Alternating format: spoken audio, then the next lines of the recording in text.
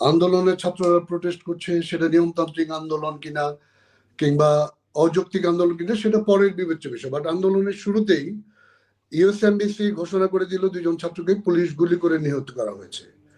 তো যখন ছাত্ররা সারা বাংলাদেশে কোটা আন্দোলন শুরু করলো তখন ইউএসএমবিসির এই নিউজটা স্পেশালি 2টো ছাত্রকে গুলি করে নিহত করা হয়েছে সেটা তাতিয়ে দেয়।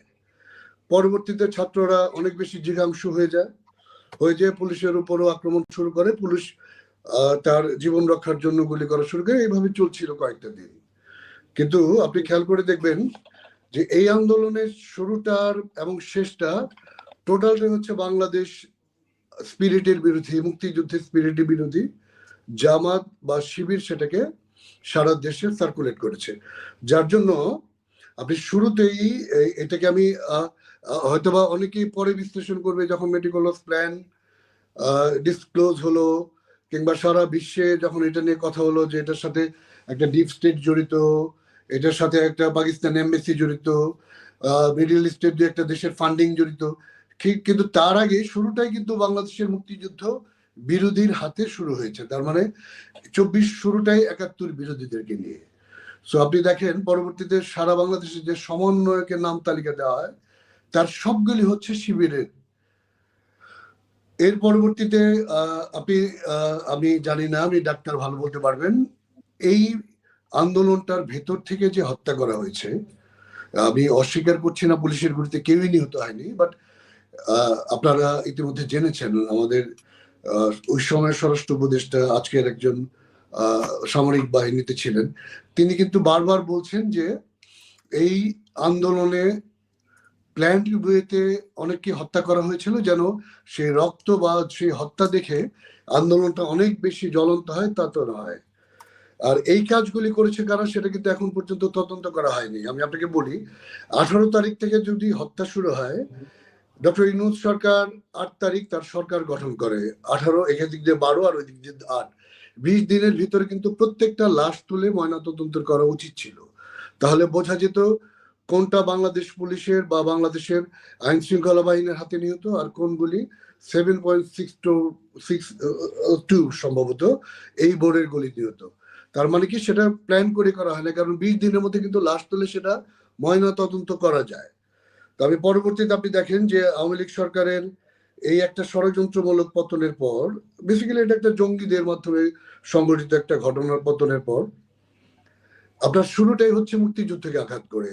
আপনি বঙ্গবন্ধু, আপনি শেখ হাসিনা রাষ্ট্রের প্রধান, আমরা এমপি ছিলাম, মন্ত্রী ছিলাম, তাদের বাড়িঘর ভাঙা, সেটাও অযৌক্তিক বাংলাদেশের রাজনীতিতে, কিন্তু মানানসই বা সহনে। কিন্তু আপনি বঙ্গবন্ধুর মোরালে আঘাত করছেন, আপনি বঙ্গবন্ধুর যেখানে মোরাল পাচ্ছেন ভেঙে দিচ্ছেন।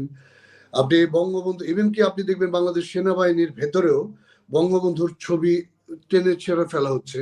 এটা তো বাংলাদেশের কোনো নমসেই পড়ে না। আপনি সেনাবাহিনীর এই সদস্যদের একদিন বিচার হবে, একদিন মার্শাল কোর্ট হবে।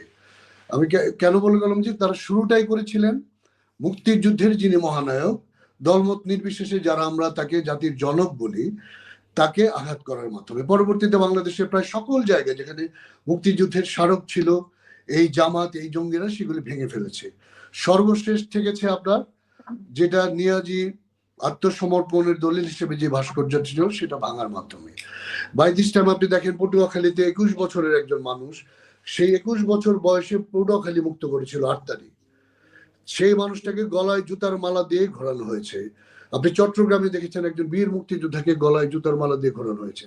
এইগুলি তো ইন্টেনশনালি করা হয়েছে। কারা করেছে? যারা 71-এ বাংলাদেশ বিরোধী ছিল, তারা 54 বছর পর ডক্টর ইউনূসের ঘাড়ে পাড়া দিয়ে তার সেই পরাজয়ের শোধ দিচ্ছেন। আপনি না হলে আপনি দেখেন বাংলাদেশ একটা স্বাধীন দেশ, শহীদের রক্ত স্নাত দেশ, ধর্ষিত মায়ের হাহাকারের দেশ। এই দেশে আপনি আওয়ামী লীগকে আঘাত করতে পারেন, আপনি জাতীয় পার্টিকে, আপনি জামাতকে আঘাত করতে পারেন, আপনি বিএনপিকে আঘাত করতে পারেন, কিন্তু স্বাধীন বাংলাদেশে আপনি মুক্তিযুদ্ধকে আঘাত করতে পারেন না। আপনি দেখেন শুরুতেই মুক্তিযুদ্ধের হত্যাকাণ্ডের সংখ্যা নিয়ে একটা বিতর্ক তোলা হলো। মুক্তিযুদ্ধের সংখ্যা কখনো আপনি একদম এক্সাক্টলি বলতে পারবেন না, কারণ অনেকে হারিয়ে গেছে, অনেকে, এটা মেটাফরিক্যালি প্রত্যেক দেশে বলা হয়।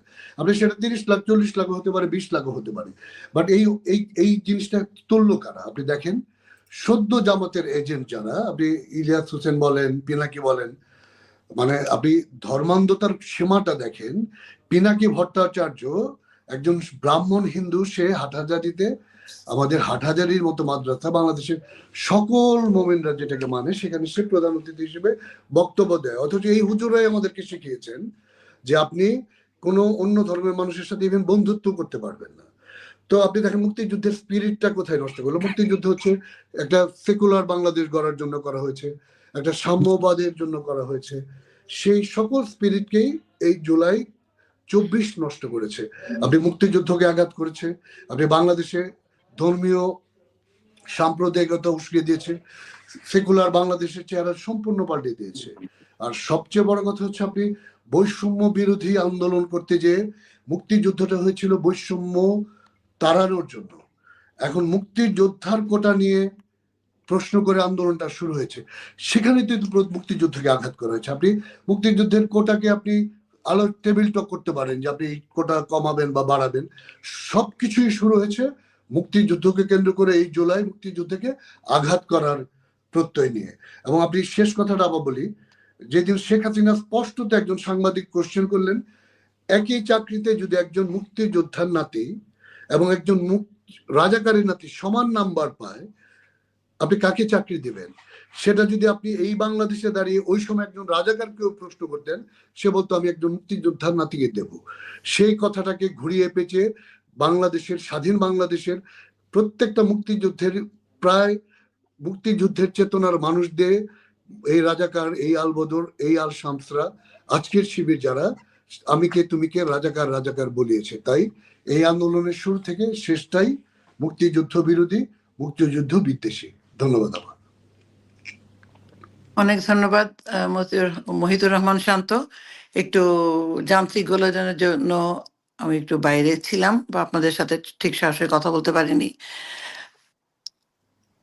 এবার আমি আবারও সবাইকে ধন্যবাদ জানাচ্ছি, বিশেষ করে আজকে দুইজন যে অতিথি আছেন, এবং আমাদের আরেকজন অতিথি হচ্ছেন আমাদের সবার পরিচিত, আসলে তার নাম বলে কাউকে পরিচয় করানোর প্রয়োজন নেই, উনি হচ্ছেন আমাদের সবার পরিচিত নিঝুম মজুমদার, যিনি ব্যক্তিগত জীবনে একজন ব্যারিস্টার সলিসিটার।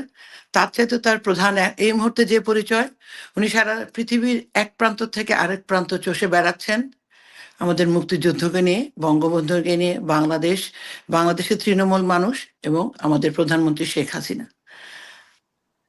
এখানে তো তাকে প্রশ্ন করার আগে আমি এক ফাঁকে বলে নিই, আমি নিজমের আমার ভাই, নিজম ভাই, ও আমার একেবারে নিজের ভাই। আমি আপনার মাধ্যমে ওকে আমি কৃতজ্ঞতা জানাতে পারিনি, ব্যক্তিগতভাবে বানাই, বা দেশবাসী জানে না। ও আমার নির্বাচনে আমার জন্য যা করেছে, আমি আমার শ্বাস যাওয়া পর্যন্ত আমি নিজমের প্রতি কৃতজ্ঞ। থ্যাংক ইউ নিজম ভাই। শান্ত, এখানে একটা কথা বলি, শুধু তুমি নয়, অনেক মানুষ আছে যারা ঠিক একইভাবে ব্যারিস্টার নিঝুম মজুমদারের কাছে কৃতজ্ঞ। শুধু তার জন্য একটা ছোট্ট একটু বলে নিই 1 মিনিটের জন্য। সেটা হচ্ছে গত সপ্তাহে আমরা সবাই হঠাৎ দেখলাম ব্যারিস্টার নিঝুম মজুমদার কোথাও নেই। উনি প্যারিস থেকে আসার পরে বা ফিনল্যান্ড থেকে আসার পরে, যাই হোক, কোনো খোঁজ খবর ছিল না, সবাই চিন্তিত। ঠিক আমার মনে হয় ততদিনে হয়তো ব্যারিস্টার নিঝুম মজুমদারের পেজ ভরে গিয়েছিল প্রশ্ন করে, ফেসবুকে, হোয়াটসঅ্যাপে, মেসেঞ্জারে। তার মধ্যে আমি একজন ছিলাম। শেষ পর্যন্ত অনেকে নিঝুম মজুমদারকে না পেয়ে আমাকে অনেক টেক্সট মেসেজ করে, ফোন করে, এবং তারা এতটাই উৎকণ্ঠিত ছিলেন যে চিন্তার বাইরে। তাদের কারো কণ্ঠস্বর কাঁদো কাঁদো ছিল, আপা কি হলো, দাদার কি হবে, ভাইয়ার কি হবে। আমি বললাম নিশ্চয়ই সুস্থ আছে, হয়তো ফ্যামিলিকে একটু সময় দিচ্ছেন, অসুস্থতার কথা জানতাম না। এবং আপনি বিশ্বাস করে, সবাই হয়তো বিশ্বাস করবে না, কিছু লোক তার জন্য দোয়া করেছে নামাজ পড়ে। তার একটা প্রমাণ ছিল তো, একজন তো আমি নিঝুম মজুমদার, উনি আমাদেরকে দেখালেন যে একজন আল্লাহর ঘরে যেয়ে তার জন্য দোয়া করছেন। অতএব এই ভালোবাসাটা আসলে কেউ কাউকে দিতে পারে না, এটা তার তৈরি করা। এবং আমরা মনে করি আবার নিঝুম মজুমদার ব্যারিস্টার, আমি কেন বলি, আমার ভাই তো, ওই জন্য হয়তো বা ব্যারিস্টার বিশেষণ না লাগে। ওর সুস্থ থাকাটা আমাদের এই সময় উত্তরণের জন্য অনেক বেশি। যাই হোক, অনেক ধন্যবাদ।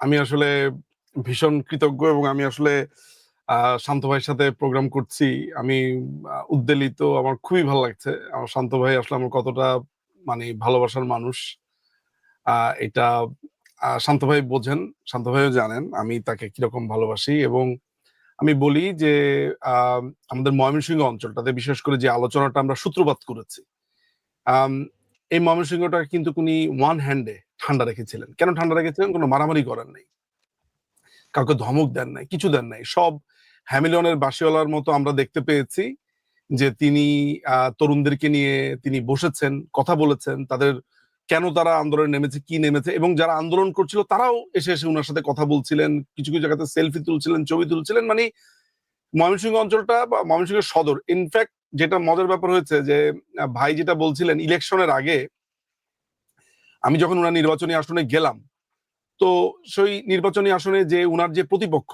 সে তো হচ্ছে একটা ছুপা জামাতি, একটা আস্ত জামাতি রাজাকার।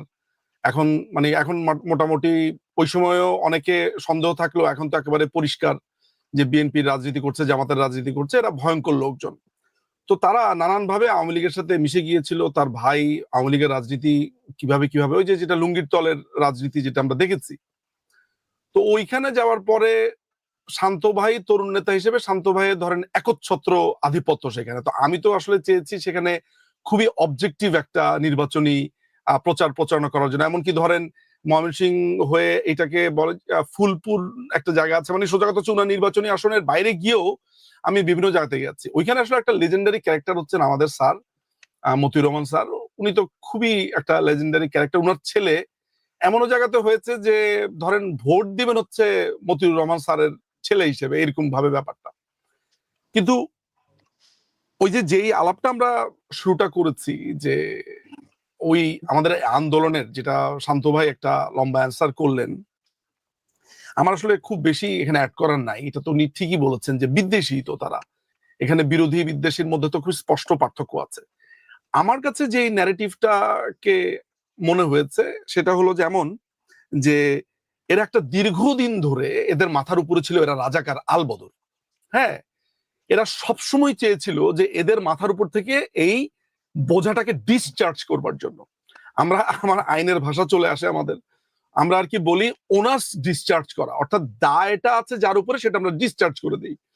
তো ওরা আজীবন যেভাবে রাজাকার আলবদর আল শামস দেশ বিরোধী এইভাবে করতে চেয়েছে, তারা আন্দোলনটাকে এমন একটা জায়গাতে নিয়ে গেছে যে দীর্ঘদিন ধরে তারা এটাকে একটা মুক্তিযুদ্ধের শেপ দেওয়ার চেষ্টা করেছে। অর্থাৎ মুক্তিযুদ্ধ দেখেন, খেয়াল করে দেখেন, এটা দ্বিতীয় মুক্তিযুদ্ধ কেন এটা একটা জরুরি জামাতের কাছে? জামাত তো মুক্তিযুদ্ধকে ডিজোন করে, ওরা চেয়েছে কাটা দিয়ে কাটা তোলার জন্য আর কি, যে ওরাও একটা মুক্তিযুদ্ধ করেছে এবং ওইটাই অরিজিনাল মুক্তিযুদ্ধ, এবং সেই মুক্তিযুদ্ধে আমরাই হচ্ছি আসল খারাপ, আমরা দূরীভূত হয়েছি। যেটি আপনি নিশ্চয়ই দেখতে পান, এখন জামাতি একটা ছেলে আছে নিজেকে ব্যারিস্টার বলে, শাহরিয়ার, সেই লোকটি বারবারই বলে যে আসল স্বাধীনতা আসলে 24, এবং ইনফ্যাক্ট এরা সবাই বলে একই কথা। তো আমি যেই সূত্রপাতটা এখানে দুটা জিনিস আমি বলেছি যে ওই সময়টাতে শান্ত ভাইয়ের ভূমিকা ময়মনসিংহ অঞ্চলে অবিসংবাদিত। আমি নিশ্চিত যে ইতিহাসে সেগুলো লেখা থাকবে। এবং খেয়াল করে দেখেন, আমার মনে আছে শান্ত ভাইয়ের ছোট বোন পিয়া, আমারও ছোট বোন ডাক্তার পিয়া, ও তো ওই সময়টাতে আমাকে বলেছে ভাইয়া আমাদের বাড়িঘর সমস্ত কিছু পুড়িয়ে দিয়েছে। তো একটা জিনিস মাথায় রাখেন যে 32 নাম্বার যেরকম বাংলাদেশের কাছে খুবই একটা একটা সিম্বল, ময়মনসিংহ অঞ্চলে কিন্তু মতিউর রহমান স্যারের বাড়িটাও ওরকম কাইন্ড অফ লাইক। ওইখানে মুক্তিযুদ্ধ, উনাদের যে লেজেন্ডারি, উনাদের যে হিস্ট্রিক্যাল যে ভূমিকাটা আছে, ওরা কিন্তু টার্গেটই করেছে মুক্তিযোদ্ধা নাম শোনার পরে, মানে ওদের সমস্ত রাগ মুক্তিযোদ্ধা এবং এভরিথিং। তো আমি তখন পিয়াকে বললাম, ছোট বোনকে বললাম যে ভাইয়া আমার বাসার নিচের গ্যারেজটা তারা অলরেডি আগুন দিয়ে দিয়েছে, মানুষজন সেটা থামানোর চেষ্টা করেছে, খবর পেয়েছি। আমার বাবা, ভাই বোনরা সবাই কে কোথায় তখন কিছুই জানি না। আমি তো তখন মাকে নিয়ে আমার মার চিকিৎসার জন্য আমি তখন চেন্নাইতে। তো আলটিমেটলি আমরা যে জিনিসটা দেখেছি, তাদের সমস্ত আক্রোশের লক্ষ্যবস্তু হয়েছে মুক্তিযুদ্ধের সিম্বল গুলা। ধরেন যেখানেই তারা ধরেন বঙ্গবন্ধুকে দেখেছে, মাননীয় প্রধানমন্ত্রীর কথা আমি বাদই দিলাম, এখানে কিন্তু শান্ত ভাইয়ের একটা কথা আমি বলি এই কথাটা আজকে শান্ত ভাইয়ের কাছে, এটা শুনে আমার কাছে মনে হলো যে উই আর থিঙ্কিং অ্যালাইক। সেটা হচ্ছে এমন, দেখেন আমরা একটা পলিটিক্যাল পার্টি, আমাদেরকে নিয়ে নানান রকমের কুৎসার উঠবে, আমাদেরকে নিয়ে নানান কথাবার্তা হবে, আমরা জীবিত আছি, আমরা সেগুলোকে ডিফেন্ড করব, বলবো। আমরা পলিটিক্যাল পার্টি, আমরা রাজপথে আছি, রাজপথে থাকবো, বলবো। কিন্তু আপনি যখন আমাদেরকে বলার উপলক্ষ হিসেবে মুক্তিযুদ্ধকে কলার চেপে ধরবেন, হ্যাঁ, মুক্তিযুদ্ধকে আপনি আক্রমণ করবেন এবং সিমিলটেনিয়াসলি আপনি আপনার এই সন্ত্রাসী কর্মকাণ্ডকে মুক্তিযুদ্ধের তকমা দিয়ে এটাকে লিগালাইজ করবার চেষ্টা করবেন, তখন আপনাকে বুঝতে হবে ইন্টেনশন। আজকের কথাই আপনি ধরেন, আজকে আদালতে গিয়ে প্রমাণপত্র উপস্থাপন করা হয়েছে যে বাংলাদেশের স্বাধীনতা আসলে অর্জিত হয়নি। আজকে ওই যে জামাতের যে ব্যারিস্টার আছে শাহরিয়ার, সে আজকে আদালতে গিয়ে বলেছে যে আমরা আসলে স্বাধীনতা পাইনি। 16ই ডিসেম্বরে আমাদের কাছে পাকিস্তানি বাহিনী আত্মসমর্পণ করেনি। আত্মসমর্পণের যে ইনস্ট্রুমেন্ট অফ আপনার সারেন্ডার, সেটার মধ্যে নাকি বাংলাদেশ শব্দটাই নাই। এটা সারেন্ডার করেছে ইন্ডিয়ার কাছে। এমনকি আমাদের স্বাধীনতার ঘোষণাপত্রও নাকি ইন্ডিয়া লিখে দিয়েছে এবং আমাদের শাস্তির জন্য আদালতের শরণাপন্ন হয়েছে।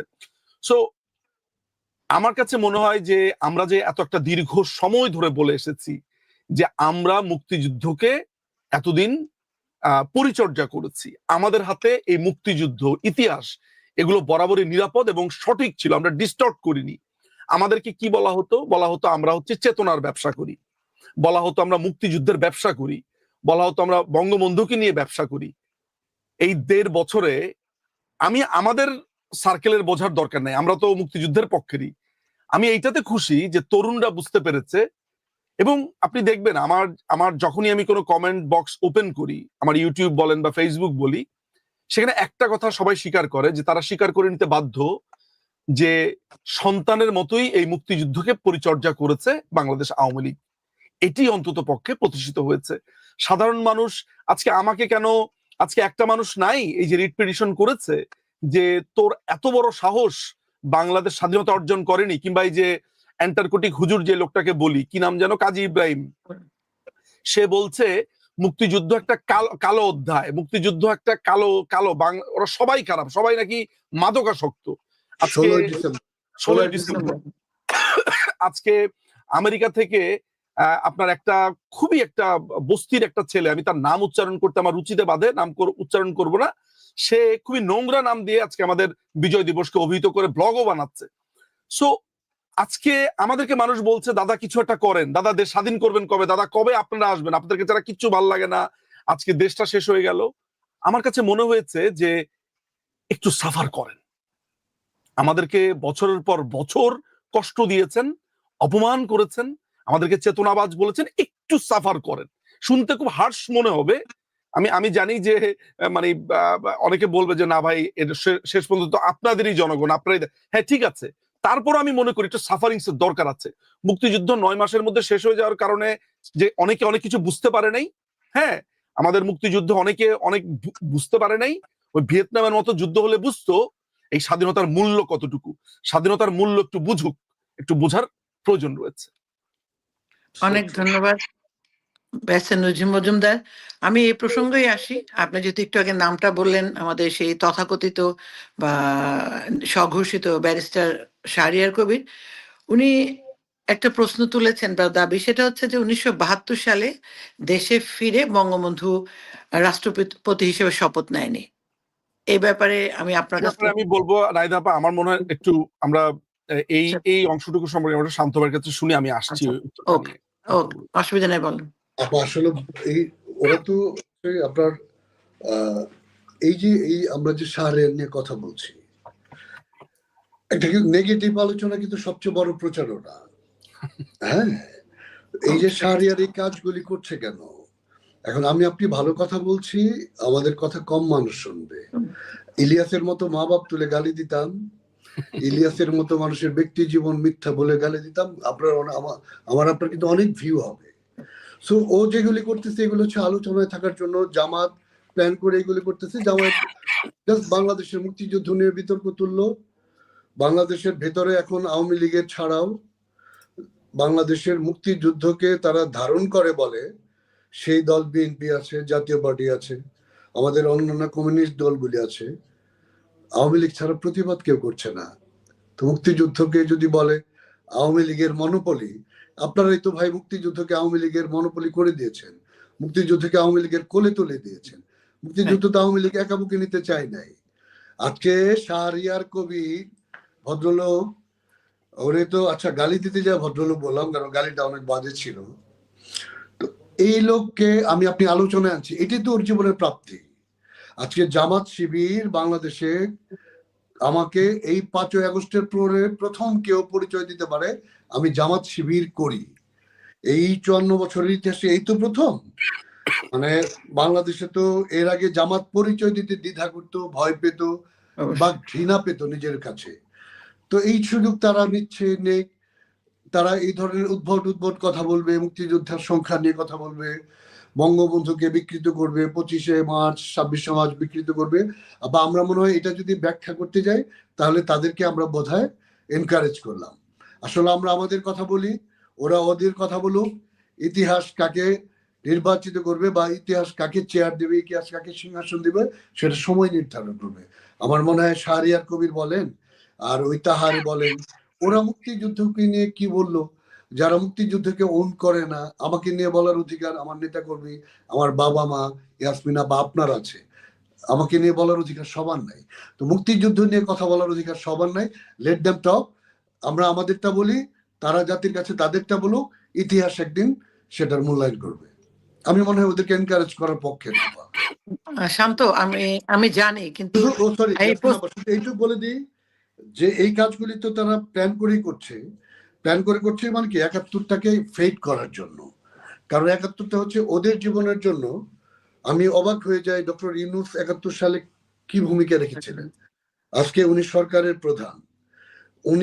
আমি একটা ইন্টারভিউ দেখেছি, তিনি 71-এ বাংলাদেশের পক্ষে কথা বলছেন। এখন আমার তো মনে হয় ওইটাও বোধহয় এআই দিয়ে বানানো। মানে কেন বানানো? একজন মানুষ যদি আপনি 71-এ যদি আপনি দেশে না থাকেন, আপনি আমেরিকায় আছেন মেনে নিলাম, আপনি মুক্তিযুদ্ধ করেননি, আপনার বয়স ছিল অনেক। আমার আত্মীয় স্বজন ইউরোপ আমেরিকা থেকে এসে মুক্তিযুদ্ধে অংশগ্রহণ করেছে। আচ্ছা, আমি বাদই দিলাম। উনি যেহেতু বারবার ওনার ওই একটা রেকর্ডিং আমরা দেখি উনি মুক্তিযুদ্ধের পক্ষে বলছেন, তাহলে একজন মানুষ সরকার প্রধান তথাকথিত হোক অবৈধ হোক, সেই সরকার প্রধান থাকা অবস্থায়, রাষ্ট্রীয় সকল অর্গানের প্রধান থাকা অবস্থায় সে তার সামনে মুক্তিযুদ্ধ নিয়ে এইগুলি কথা বলছে। ডক্টর ইউনূসের চুপ থাকা বা তার সরকারের চুপ থাকা, এটা বিশ্বাস করি আমি, ডক্টর ইউনূসকে বসিয়েছে মুক্তিযুদ্ধ বিরোধীরা। আপনি দেখেন, আঞ্চলিক ভাবে বলেন আর বৈশ্বিক রাজনীতিতে বলেন, 71-এ যারা বাংলাদেশের জন্মের বিরোধিতা করেছিল তারাই ডক্টর ইউনূসের জনক। নাহলে আপনি যত ক্ষয়িষ্ণু থাকি, আমাদেরকে দিয়ে আমার সামনে অন্তত মুক্তিযুদ্ধকে গালি দিয়ে মুক্তিযোদ্ধার গলায় কেউ জুতার মালা পরে যেতে পারবে না। আমি আমার সবটুকু শক্তি দিয়ে সেটা রোখার চেষ্টা করবো। সো আমি ডক্টর ইউনূসকে আজকে আমি যদি বলি যে আজকের জায়গায় দাঁড়িয়ে ডক্টর ইউনূস নব্য রাজাকার, সেটা আমার বলা কি খুব বেশি ভুল হবে? নব্য শব্দটা ব্যবহার করা উচিত, মানে জন্মগত রাজাকার এটা শব্দ বললে ভুল হবে না। শান্ত, একটু আগে মানে তুমি বললা, তোমাকে তুমিই বলি আমার ছোট ভাইয়ের মতো, সেটা হচ্ছে কি, ছাত্রলীগ করেছি। সেটা হচ্ছে যে তুমি বলছো যে শাহরিয়ার কবিরকে নিয়ে কথা বলার প্রয়োজন নেই। আমি জানি আমরা বলা মানে তার ওই রেটিং শব্দটা তার ব্যাপারে ব্যবহার করতে পারে বেড়ে যাবে, কিন্তু কি জিনিসগুলি অনেক মানুষের কাছে ক্লিয়ার নেই সত্যিটা। তারা অনেক সময় প্রশ্ন করে, যে আমার কাছে একজন একটা প্রশ্ন করেছে, সেটা হচ্ছে যে শাহরিয়ার কবির বলেছে বিহারি গণহত্যার কারণেই 25শে মার্চ গণহত্যা হয়েছে। সবাই কিন্তু জিনিসটা ঠিক মতো জানে না, তাত্ত্বিকভাবে বিশ্লেষণ হোক যেটাই হোক। তা আমার মনে ছোট্ট করে যদি আপনি বোধহয় আনসারটা চাচ্ছেন, আমি দিয়ে দিই। আচ্ছা, হ্যাঁ। মুক্তিযুদ্ধে 4 তারিখ ভারত মুক্তিযুদ্ধে অংশগ্রহণ করে। এর আগের 8 মাসের উপরের সময় আমরা মুক্তিযুদ্ধ করে পাকিস্তানকে কোণঠাসা করে রেখেছিলাম। 4 তারিখ ভারত যৌক্তিকভাবে অংশগ্রহণ করে, কারণ ভারতের 21টা এয়ারবেজে পাকিস্তান হামলা চালায়। এটা ওই যে বলে না যে মানুষ পিপিলিকার পাখা গড়ায় মরিবার আগে, সেই মৃত্যুটা, সে হামলাটা না চালালে আমরা হয়তো 16 ডিসেম্বরের জায়গায় আরেক 16 ডিসেম্বরের জায়গায় সেটা বিজয় অর্জন করতাম। তো আপনি দেখেন, পাকিস্তান কিন্তু শর্ত দিয়েছিল, তারা বাংলাদেশকে যেহেতু তারা ডমিনেন্ট করেছে 33 ইয়ার্স, বাংলাদেশকে যেহেতু তারা অচ্ছুত ভাবে, পূর্ববঙ্গের মানুষকে যেহেতু তারা তাদের তাবেদার কামলা ভাবতো, তারা ভেবেছে আমরা বাংলাদেশের কারো কাছে আমরা বাংলাদেশের কারো কাছে আমরা অস্ত্র সমর্পণ করব না, এটা তো তাদের শর্ত, এই শাহরিয়ারের বাপদের শর্ত। এখন এই শর্ত তো মুক্তিযুদ্ধ শেষ করতে হলে তো এই শর্ত আমাদেরকে মানতে হবে। আতাউল গনি উসমানী কেন থাকেন নাই? আতাউল গনি উসমানী নিজের মুখে বলেছেন যিনি যে যেহেতু পাকিস্তান সরকার শর্ত দিয়েছেন তারা ভারতের কাছে আত্মসমর্পণ করবেন, বা যৌথ বাহিনীর কাছে, সরি ভারতের কাছে না, শব্দটা কারেক্ট করি, যৌথ বাহিনীর কাছে আত্মসমর্পণ করবে। তখন যৌথ বাহিনীর প্রধান ছিলেন হচ্ছে সাম অরোরা, তাই তো নিজম ভাই? হ্যাঁ, জগজিৎ সিং অরোরা। তো তিনি যেহেতু র্যাঙ্ক, আমাদের আতাউল গনি উসমানীর বাংলাদেশের যিনি র্যাঙ্ক ছিলেন সর্বাধিনায়ক, যেহেতু তার চেয়ে তিনি র্যাঙ্কটা বিলো কন্টেইন করেন, সেজন্য আতাউল গনি উসমানী সেখানে থাকেননি। আমি বোঝাতে পারলাম কি?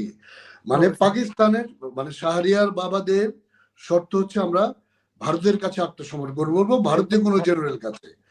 তো সেই সময় আতাউল গনি উসমানী ছিলেন আমাদের সর্বাধিনায়ক, তিনি অন্তত যুদ্ধের ফ্রন্টে অরোরা সাহেবের চেয়ে আপার র্যাঙ্ক হোল্ড করেন। সো উনি তার নিজের দায়িত্ববোধ থেকে উনি ওই অনুষ্ঠানে যান। এটা নিয়ে অনেক বিতর্ক করার চেষ্টা করা হয়েছে, তিনি যেতে চেয়েছেন, হেলিকপ্টারে গুলি করা হয়েছে, তাকে যেতে বাধা দেওয়া হয়েছে। আতাউল গনি উসমানী নিজের আত্মজীবনীতে এই কথা বলেছেন। তো ফার্স্ট অফ অল হচ্ছে এই কথাটাই ভুল, যৌথ বাহিনীর কাছে করেছেন। আপনি দেখবেন যে অরোরা নিয়াজি বসা, তার পেছনে ভারতীয় জেনারেলও আছেন, আমাদের বাংলাদেশের জেনারেলও আছেন। হ্যাঁ, আপনি দেখবেন শাহরিয়ার সাহেব আছেন, আরো 3-4 জনের আমি এখন হয়তো নাম বলতে পারছি না, আমি ছবি দেখে দেখে বলতে পারবো। তো একটা মুক্তিযুদ্ধ যৌথ বাহিনী শেষ করেছে, যৌথ বাহিনীর কাছে আত্মসমর্পণ করেছে, সেটা বাংলাদেশের কাছে তারা করতে চায়নি। আর দ্বিতীয় হচ্ছে যে তারা সিমলা চুক্তিতে গেছেন পাকিস্তান। তো সিমলা চুক্তিতে তারা কেন গেল? তারা তো আচ্ছা বাংলাদেশের কাছে তো আত্মসমর্পণ তারা করে না, কিন্তু বাংলাদেশের মাটিতে করেছে। আপনি তো এই স্বাধীন বাংলাদেশের মাটিতে করেছেন, তার মানে কি আপনি এই মাটিকে ছাড়তে হচ্ছে, আপনি তো বাংলাদেশের কাছে সারেন্ডার করলেন। এখন আপনার শর্ত অনুযায়ী আমাকে রাখতে হলো ভারতের একজনকে, তো সেটা তো আমি আপনার শর্ত ফুলফিল করেছি। মুক্তিযুদ্ধে যে কোনো যুদ্ধে তো আপনার টার্মস কন্ডিশন নিয়ে নেগোসিয়েশন হয়। আপনি তারপরে 72-এ পাকিস্তান, আপনি সিমলা চুক্তিতে গেলেন, আপনি তো ভারতের কাছে দস্তখত দিয়ে আসছেন ইয়েতে, কি বলে 72-এ। আপনি কথা বলবেন মুক্তিযুদ্ধ নিয়ে, আপনি মুক্তিযুদ্ধে আপনার বন্ধুকে ছাড়াবেন, আপনি সিমলা গেলেন কেন? তার মানে সেটা তাদেরই চাহিদা ছিল, ভারতকে তারা সুপিরিয়র রাষ্ট্র ভাবছে, বাংলাদেশ বা ওই সময়ের পূর্ববঙ্গকে যেহেতু তারা এতদিন ডিপ্রাইভ করেছে, তারা ভেবেছে আমরা কি আমাদের কৃতদাসের কাছে হস্তান্তর করবো, এই মানসিকতায়। তো এইটা শাহরিয়ার ওর বাপদের পরাজয় আমাদের কাছে মেনে নিতে পারেনি দেখে এই ধরনের কথা বলে, উদ্ভট কথা বলে। ধন্যবাদ শান্ত। এবার নিজুমের কাছে একজন সরাসরি একটা প্রশ্ন করেছে, আসলে আমার ফোনে আরেকটা ফোনে আসে, সেজন্য আমি প্রশ্নটা দেখেই পড়ছি। সেটা হচ্ছে যে পাকিস্তানের কথাটা ছিল যেহেতু শাহরিয়ার বলেছিল, সেই প্রেক্ষিতেই পাকিস্তানের রাষ্ট্রপতি জেনারেল ইয়াহিয়া খান কর্তৃক 1970 সালে জারি করা ফরমান লিগ্যাল ফ্রেমওয়ার্ক অর্ডার, যা বাংলাদেশ হবার পরে বঙ্গবন্ধু মানেননি বলে এই স্বঘোষিত ব্যারিস্টার অভিযোগ করেছে। তা আমার মনে হয় ব্যারিস্টার নিজুম মজুমদার, আমার মনে হয় আপনি এটা সুন্দর একটা ব্যাখ্যা দিতে পারবেন। আচ্ছা, আমি শান্ত ভাইয়ের কথার সাথে একটু অ্যাড করব, উনার কথা প্লাস এইভাবে আর কি। প্রথমত হচ্ছে যে আমাদের কাছে আত্মসমর্পণ করেছে কিনা এই প্রসঙ্গটা একটু ক্লিয়ার করে নিই আমার কাছে থাকা তথ্যের উপরে। আমার মনে হয় যে একেবারেই জিনিসটা বালখিল্য একটা প্রশ্ন উত্থাপন করেছে, কোনো তর্কাতর্কির এখানে আমি কোনো প্রয়োজন দেখি না। Let's read the instrument of surrender. Instrument of surrender লেখা আছে, the Pakistan Eastern Command agreed to surrender all Pakistan armed forces in Bangladesh to Lieutenant General Jagdish Singh Arora, General Officer Commanding in Chief of the Indian and Bangladesh forces in the Eastern Theater. আমার আর কি কোন রকমের কিছু পড়তে হবে? আমার মনে হয় এরপরে বাকি যদি ওরা তর্ক করার তাদের খুব শখ হয় তাহলে তর্ক করতে থাকুক। পরিষ্কারভাবে বলা আছে ইন্ডিয়ান বাহিনী এবং বাংলাদেশ বাহিনী এই দুটো বাহিনীর কাছে তারা সারেন্ডার করছে, সিগনেচার আছে। আচ্ছা, সেখানে মুক্তিযুদ্ধের ওইখানে যে সামরিক বাহিনীর যিনি প্রধান ছিলেন সেই সময় বাংলাদেশ পর্বের, আতাউল গনি ওসমানী, যদিও আতাউল গনি ওসমানী বঙ্গবন্ধু হত্যাকাণ্ডের সাথে ওতপ্রোতভাবে জড়িত। যাই হোক, আমি সে প্রসঙ্গ বাদ দিয়ে আতাউল গনি ওসমানীর ক্ষেত্রে আমি একটু যোগ করব। সেটা হচ্ছে, এবং আতাউল গনি ওসমানী মোশতাকের নিরাপত্তা প্রধান ছিল, নিরাপত্তা উপদেষ্টা ছিল। জিয়াউর রহমানকে সেই আপনার বানিয়েছে, সেনা প্রধান বানিয়েছে। এগুলো অন্য হিস্ট্রি। এবং মানে আর খুনিদেরকে পালিয়ে যাওয়াতে সে সব রকমের সাহায্য সহযোগিতা করেছে এই আতাউল গনি ওসমানী। যাই হোক, আমি সেই ইতিহাস অন্য সময় বলা যাবে। আতাউল গনি ওসমানী কেন যান নাই সেটার জন্য আমি 3টা বই রেফার করব। যারা তরুণরা আছে তারা যেন ওই বইগুলো পড়ে এবং তারা যেন কিছু একটু জানেও। প্রথম বইটা হচ্ছে এমআর আক্তার মুকুলের আমি বিজয় দেখেছি, এই বইটি তারা যেন পাঠ করে।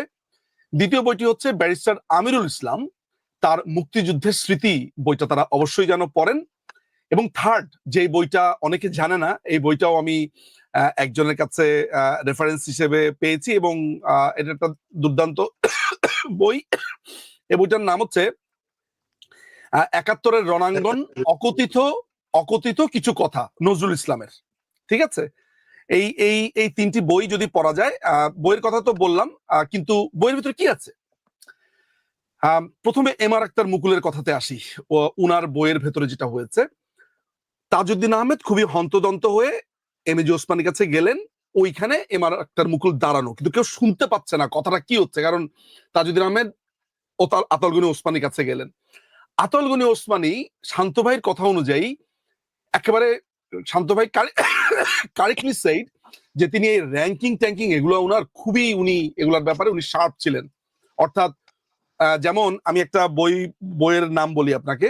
এই বইটার লেখক হচ্ছে ভিক্টোরি ইন বাংলাদেশ। এই বইটা লিখেছে লাকম্যান সিং। আমি যদি ভুল একটু, আমি নামটা ওনার হলো হ্যাঁ, মানে উনার মানে আনফরচুনেটলি আমি ওনার নামটা ঠিকভাবে উচ্চারণ করতে পারছি না মনে হয়। লক্ষ্মণ সিং হবে। এই বই লেখক হচ্ছে আপনার ভিক্টোরি ইন বাংলাদেশ বইটা। এটা মুক্তিযুদ্ধের পরপরই পাবলিশড হয়। সেই জায়গাতে উনি একটা, আমার মেমোরি থেকে আমি বলছি আর কি, ওই জায়গার মধ্যে লেখা আছে যে আতাউল গনি ওসমানী এমন ছিলেন যে উনি হেলিকপ্টার থেকে নামতেন না যতক্ষণ পর্যন্ত উনি নিশ্চিত না হতেন যে উনাকে ওইখানে অভিবাদন জানানোর জন্য রাইট পাবলিকটা আসছে কিনা। অর্থাৎ ইন্ডিয়ান সেনাবাহিনীর উনার র্যাঙ্কের কাউকে আসতে হবে বা সমমর্যাদার, যেটা উনি, এটাকে আমি খুবই পজিটিভলি দেখবো যে উনি উনার গার্ডস গুলো বজায় রেখেছেন, হুইচ ইজ রিয়েলি নাইস। এবং এইটা কিন্তু ওই ভদ্রলোক ভিক্টোরি ইন বাংলাদেশের যে লেখক, তিনি খুবই শ্রদ্ধাভরি লিখেছেন যে আতাউল গনি ওসমানী নিজের আত্মমর্যাদার প্রতি তিনি এতটাই সরব ছিলেন। আচ্ছা, তো ইন্টারেস্টিং ব্যাপার হচ্ছে যে যখন তাজউদ্দিন আহমদ এবং আতাউল গনি ওসমানীর আলাপটা হচ্ছিল, তখন সেখানে আতাউল গনি ওসমানী বলছিলেন, ওই লাইনটাই এমআর আক্তার মুকুল শুনেছেন, যেটা তিনি লিখেছেন যে আমরা বুঝতে পারছিলাম না কি নিয়ে আলাপ হচ্ছে, বাট এইটা বোঝা যাচ্ছিল যে তাজউদ্দিন আহমদ অনেক রিকোয়েস্ট করছেন, বাট আতাউল গনি ওসমানী যেতে রাজি হচ্ছিলেন না। তিনি ইংরেজিতে যে কথাটা বলেছেন সেটার বাংলার অনুবাদটা হচ্ছে এমন যে ওইখানে আমার অনেক নিরাপত্তা, তুমি কি চাও আমি আমার নিজের নিরাপত্তাকে বিসর্জন দিতে পারি না, ওইখানে আমার মৃত্যু ঝুঁকি আছে। এই কথাটা এমআর আক্তার মুকুল শুনতে পেয়েছেন। আপনারা আমার এই কথাটা, আমি যেটা বললাম সেটার রেফারেন্স হচ্ছে এমআর আক্তার মুকুলের আমি বিজয় দেখেছি। এবং এই একই তথ্য আমি পাই হচ্ছে ব্যারিস্টার আমিরুল ইসলামের আপনার গ্রন্থে মুক্তিযুদ্ধের স্মৃতি।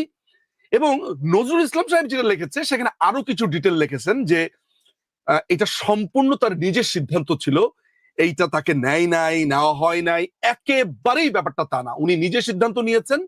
উনি তখন যেটা উনার অনুমতি ক্রমে একে খন্দকার, তখন তাজউদ্দিন আহমেদ অ্যাপ্রোচ করে একে খন্দকারের কাছে এইটার পুরোটারই অ্যাপ্রুভাল দিয়েছেন হচ্ছে আতাউল গনি ওসমানী।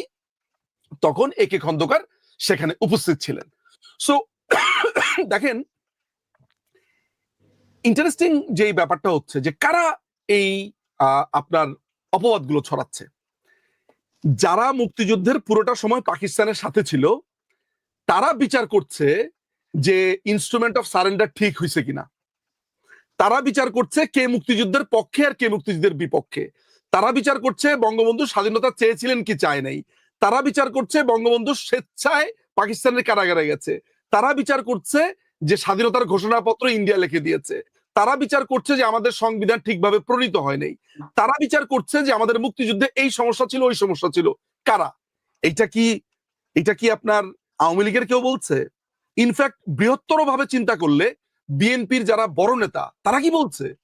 বিএনপির কিছু চুচকা মুচকা তো আছেই, বিএনপির মধ্যে বড় রাজাকার আছেই, তারা ছাড়া বিএনপির একটা বড় অংশ কি এই ফালতু বিষয়ে প্রশ্ন করছে? এমন কি আমি কয়েকদিন আগে বিএনপির এক সমর্থিত শাহেদ আলম, তাকে তাকে আমি টক শোতে বলতে শুনেছি যে আপনার বাবার বিয়ের 50 বছর পরে আপনি বাবার কাবিননামা চাচ্ছেন, এটা বেশ ভাইরাল হয়েছে ভিডিওটা, আমি দেখেছি। শাহরিয়ারকে বলছে, which is very nice. Shahed আলমের সাথে আমার প্রতিপক্ষ, তার সাথে আমার কিছুদিন আগে একটা ব্যাপক তর্কও হয়েছে। কিন্তু ইন্টারেস্টিং ব্যাপার হচ্ছে যে জামাত শিবির এবং মৌলবাদী এই দুটো জায়গাতে কিন্তু we are thinking alike, thinking same. তো এই যে প্রসঙ্গটা উঠেছে, এবং আরেকটা কথা উঠেছে যে বিহারি গণহত্যার প্রসঙ্গ আপনি এনেছেন, এইটা আমি যেহেতু গত কয়েকটা টকশোতে বলেছি বলে এটা আমার কাছে রেডি করা আছে, আমি আপনাদেরকে এটা দেখাতে চাই। আমার এখান থেকে উল্টো দেখা যাচ্ছে, আপনারা নিশ্চয়ই ঠিক দেখতে পাচ্ছেন। এইটা হচ্ছে ইত্তেফাক পত্রিকার 6 মার্চের একটা পত্রিকার কাটিং। এটা হচ্ছে ধরেন একটা বিশাল জলসমুদ্রে, আমি আপনাদেরকে একটা ছোট্ট উদাহরণ দেখাচ্ছি, আমার মনে হয় আমার এই একটা আর্গুমেন্টই মোর দেন এনাফ। এই পত্রিকা হচ্ছে 6 মার্চ, ঘটনা ঘটেছে 3 মার্চ, 3রা মার্চ থেকেই ইত্তেফাক পত্রিকা ক্রমাগতভাবে এটার আপডেট দিচ্ছে। এটার হেডিং হচ্ছে বাংলার বুকে এই গণহত্যা বন্ধ করো। আচ্ছা, গণহত্যা তো হয়েছে 25 মার্চ, তাহলে 6 মার্চে কিসের গণহত্যা? 25 মার্চে তো গণহত্যা হয়েছে, তাহলে 6 মার্চের পত্রিকাতে অর্থাৎ 7 মার্চের আগের দিন এই গণহত্যার কথা কেন লিখছে? এর কারণ আর কিছুই না, এর কারণ হচ্ছে এইখানে দেখতে হবে। দেখেন, চট্টগ্রামে 138 জন নিহত, দেখেছেন? এই 138 জনকে বিহারি আর মিলিটারিরা মিলে মেরে ফেলেছে। খুলনাতে মেরেছে 33 জন, ঢাকাতে মেরেছে অর্ধ শতাধিক। এইভাবে সারা বাংলাদেশে প্রায় 250-র উপরে বাঙালিকে হত্যা করেছে বিহারিরা। শুধু এইটাই না, এই ঘটনার সূত্র এটা তারা শুরু করেছে গোলাম আজমের নির্বাচনী সময়টা থেকে এবং 70-এর ইলেকশন থেকে। গোলাম আজম ঢাকা 8 বা 7 থেকে দাঁড়িয়েছিল এই মিরপুর কালসি এই জায়গা থেকে, যেই জায়গাতে আপনার কাদের মোল্লা যে জায়গাতে এই বিহারিদের সাথে ছিল।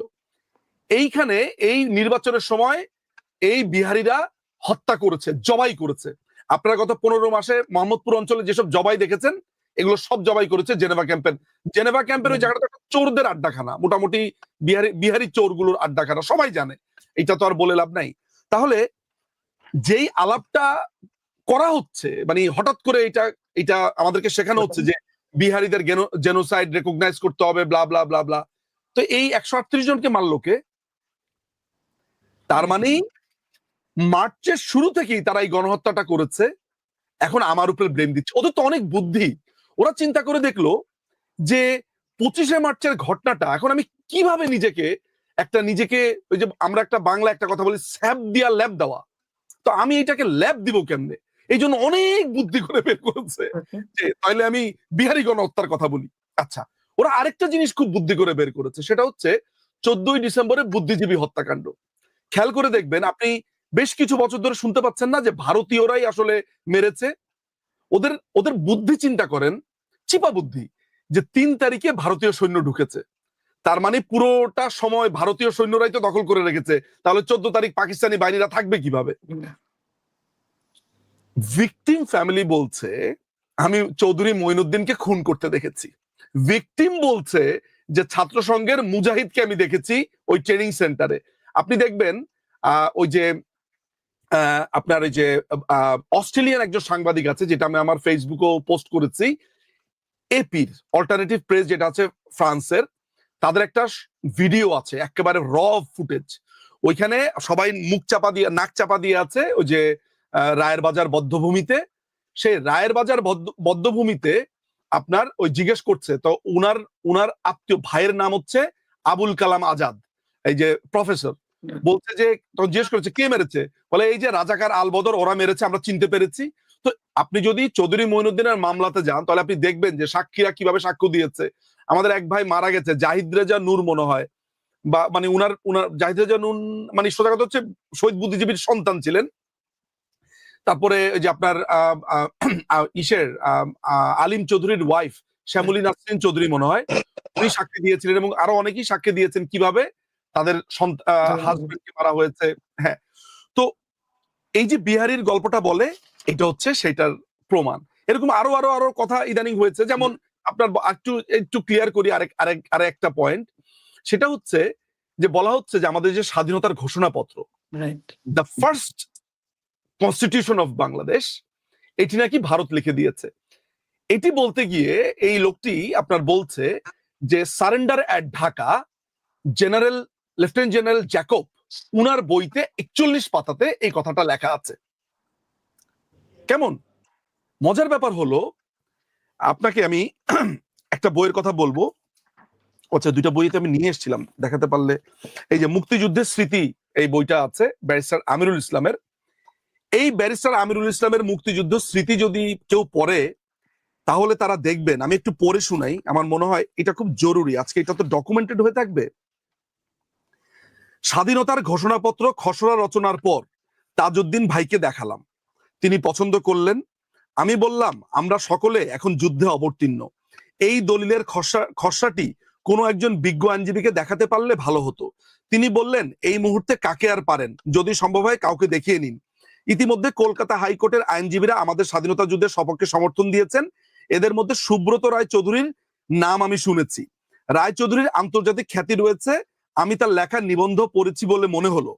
বিএসএফ এর মাধ্যমে রায় চৌধুরীর ঠিকানা জেনে নিলাম, টেলিফোনে তার সঙ্গে যোগাযোগ করি, বললাম তার সঙ্গে দেখা করতে চাই, তিনি রাজি হলেন। বালিগঞ্জে তার বাসা, আমার পরিচয় রহমত আলী নামে।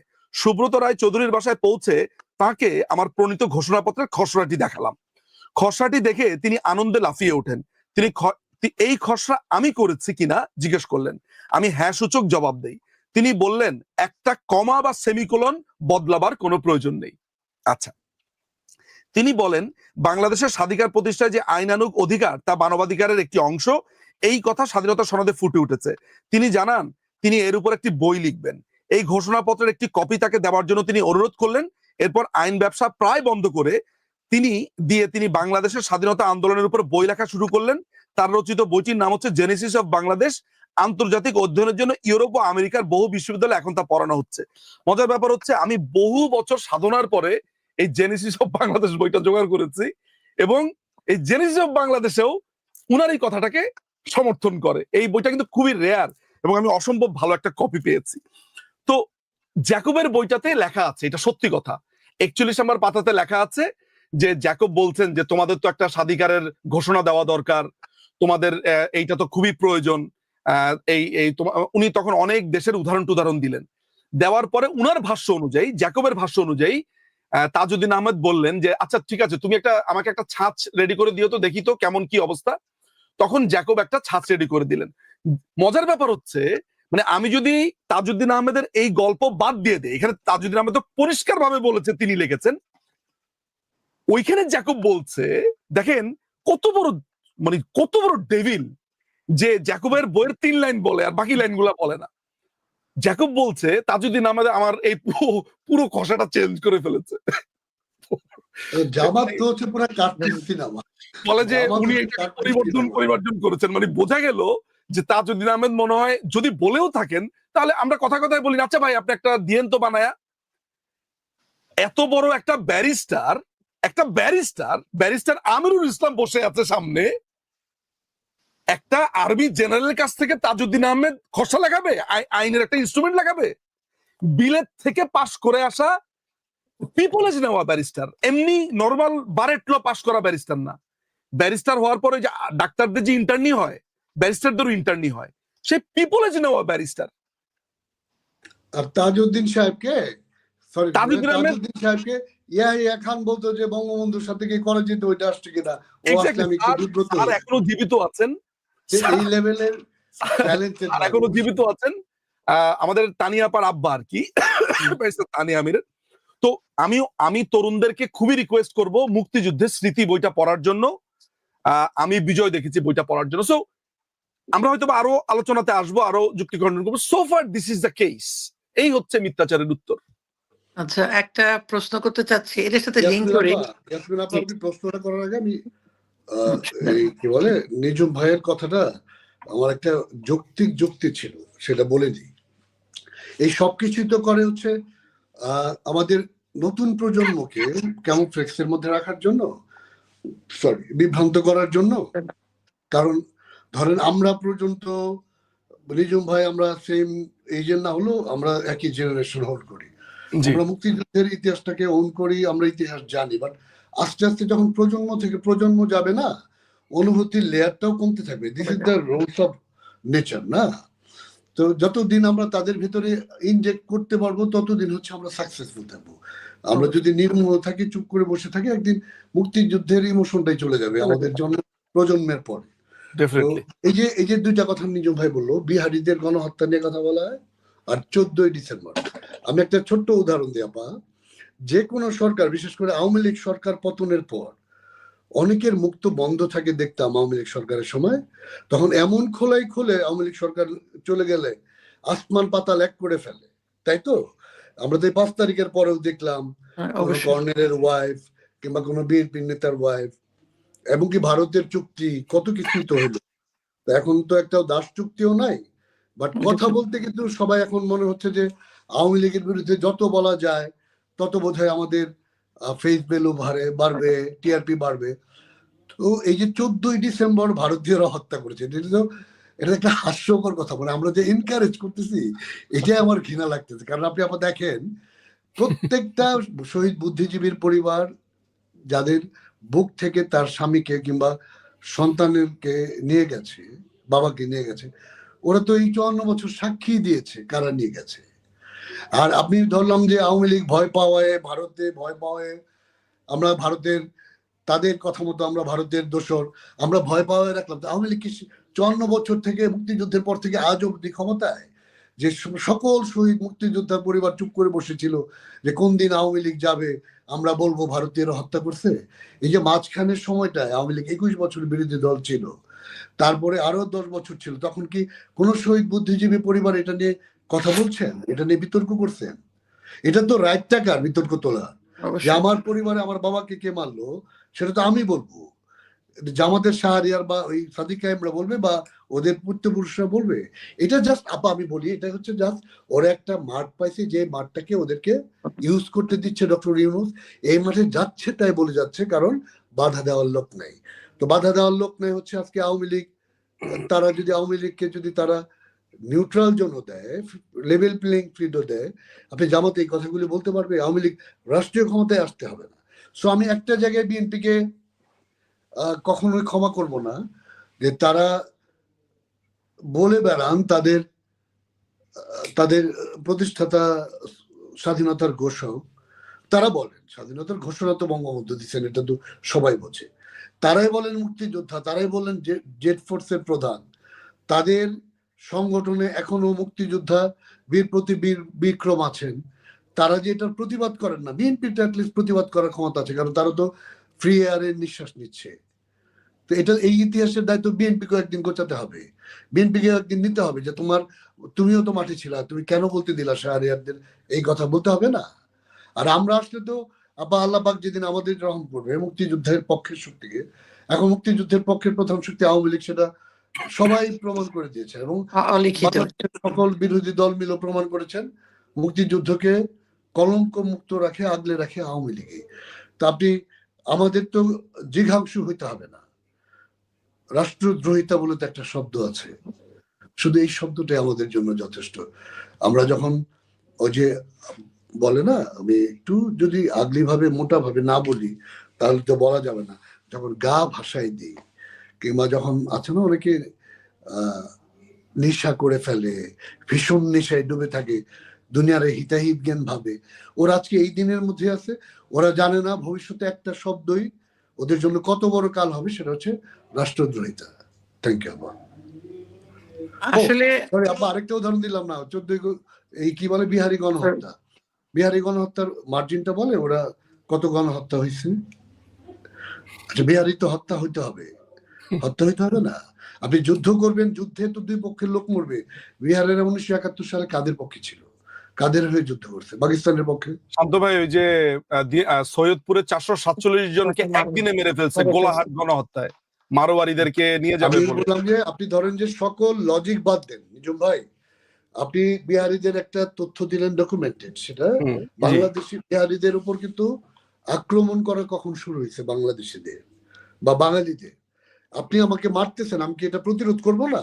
ডেফিনেটলি, 1971 সাল তো কখনো প্রতিরোধ যুদ্ধ না, এটা একটা মুক্তিযুদ্ধ, এক্স্যাক্টলি। তাই না? মুক্তিযুদ্ধে আমি বাঁচবো না হলে আপনি বাঁচবেন। আপনি পাকিস্তানের অংশগ্রহণ করছেন, পাকিস্তানের হয়ে, আপনি পাকিস্তানের হয়ে সূচনা করছেন বিহারিরা আমাদেরকে হত্যা করার মাধ্যমে। তা আমরা সুযোগ পেলে তাদেরকে হত্যা করব না? এবং সেই কি স্বাধীন বাংলাদেশে বিহারিদের যদি হত্যাও হয়, ম্যাসিভ কিলিং হয়, এটা তো ওয়ার ক্রাইমের মধ্যে পড়বে না, কারণ আমি আমার শত্রুকে হত্যা করেছি। মানে আমি সব লজিক বাদ দিলাম। বিহারিরা পাকিস্তানের হয়ে যুদ্ধ করছে, আমি বাংলাদেশি, আমি মুক্তিযোদ্ধা, আমি বিহারি হত্যা করছি। যদি সেটা লক্ষ্য হয় সেটাও জায়েজ, সেটা কোটি হয় সেটাও জায়েজ, সেটা 10 জন হয় সেটাও জায়েজ। একদম একদম, এইটা হচ্ছে খুব জরুরি একটা কথা। এটা খুব জরুরি একটা কথা যে ওরা তো আমাদের সাথে যুদ্ধ করতে এসেছে। আমাদেরকে প্রথমে আপনার মার্চ মাসের ডকুমেন্টস তো আমরা দেখালামই যে খুন আমাদেরকে করেছে। তো এরপরে যদি ওদের 50 লক্ষও মারা যায়, লেটস সে, আমাদের সাথে যুদ্ধ করতে এসেই মারা গেছে। আসলে আমরা তো আসলে যুদ্ধ করতে যাইনি। এখানে মনে হয় আমি আরেকটা কথা একটু, ওই যে